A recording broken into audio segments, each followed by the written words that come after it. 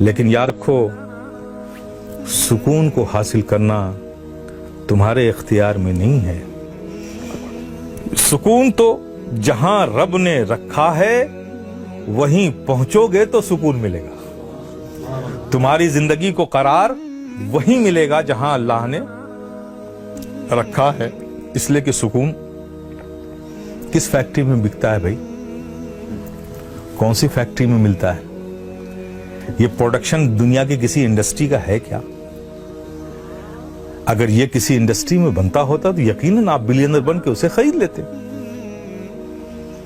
لیکن جب سکون کسی انڈسٹری میں ملتا ہی نہیں تو بلینئر بننے سے اسے خریدو گے کیا؟ انسان کی زندگی کے قرار کا تعلق، سکون کا تعلق بلینئر اور ملینئر بننے سے نہیں ہوتا. آپ اپنی سمجھ سے جو نظام چاہو بنا لو لیکن اسے کامیاب نہیں کہہ سکتے، اس میں کامیابی حاصل نہیں کر سکتے. رب نے بڑے صاف لفظوں میں اعلان فرما دیا کہ اے دنیا میں بسنے والوں لوگوں، تم ملٹی بلینئر میں کامیابی کی جھلک دیکھنا چاہتے ہو، تم انڈسٹریلسٹ اور کیپٹلسٹ بن کے کامیابی ہونے کی بات کرتے ہو تو سن لو، کامیاب وہ شخص نہیں ہے جو انڈسٹریلسٹ ہو گیا، کامیاب وہ شخص نہیں ہے جو کیپٹلسٹ ہو گیا، کامیاب وہ شخص نہیں ہے جو ملٹی بلینئر ہو گیا. کامیاب بس وہی ہے جس نے اپنے دل کو صاف کر لیا.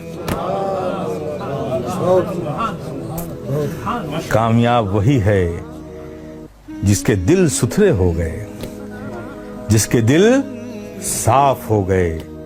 کامیاب وہی ہے. تو مجھے بتاؤ، کامیابی کا معیار، کامیابی کی منزل جو رب نے بتائی ہے وہاں کامیابی ملے گی، یا آج دنیا نے اپنی سمجھ سے جو بنا رکھا ہے وہاں کامیابی ملے گی؟ تو مولا یہ دل صاف کیسے ہوتے ہیں؟ کیسے دل صاف ہوتے ہیں؟ کیپٹلسٹ بننے سے صاف نہیں ہوتے، نہیں. انڈسٹریلسٹ بننے سے صاف نہیں ہوتے، نہیں.